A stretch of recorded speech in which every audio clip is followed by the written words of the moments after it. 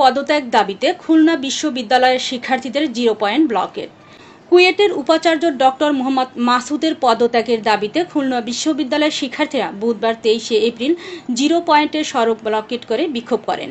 কুয়েটের এক দফা এক দাবি আন্দোলনের প্রতি একাত্মতা জানিয়ে তারা এই কর্মসূচি পালন করেন।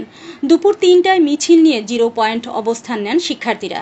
এতে খুলনা সাতক্ষীরা ও খুলনা বাগেরহাট মহাসড়কে 1 ঘন্টার বেশি সময় যান চলাচল বন্ধ থাকে। পরবর্তীতে পুলিশের অনুরোধে ও গরমে দুর্ভোগে পড়া মানুষের কথা বিবেচনায় নিয়ে সড়কের একপাশে সরিয়ে সমাবেশ চালিয়ে যান তারা।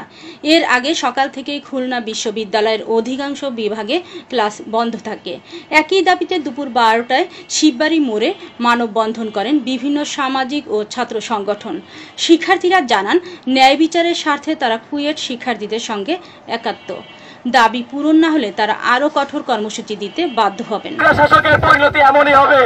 আপনি যদি অতি দ্রুত পদত্যাগ না করেন, আপনাকে কিভাবে পদত্যাগ করা যায় এটা ছাত্র সমাজ ভালোভাবেই জানে। খুলনা বিশ্ববিদ্যালয় আজকে আমরা দেখতে পাচ্ছি যে খুলনা বিশ্ববিদ্যালয় শিক্ষার্থীরা ব্লকেটে অংশগ্রহণ করতেছে। খুলনা বিশ্ববিদ্যালয় শুধুমাত্র ব্লকেট না, আমরা চাইলে লং মার্চ টু কুয়েট ঘোষণা করতে পারি। যদি ভিসি মাসুদ অতি দ্রুত পদত্যাগ না করে, এই ঘোষণা আসতে বেশি দেরি করবে না আমার ভার্সিটির স্টুডেন্টরা। আজকে আমার বিশ্ববিদ্যালয়ের স্টুডেন্ট যারা আসছে সবাই তাদের ভাইয়ের প্রতি সমর্থন থেকে আসছে। আমরা যারা দেখতে পাচ্ছি শুধুমাত্র ছাত্র সমাজ মাঠে নামছে।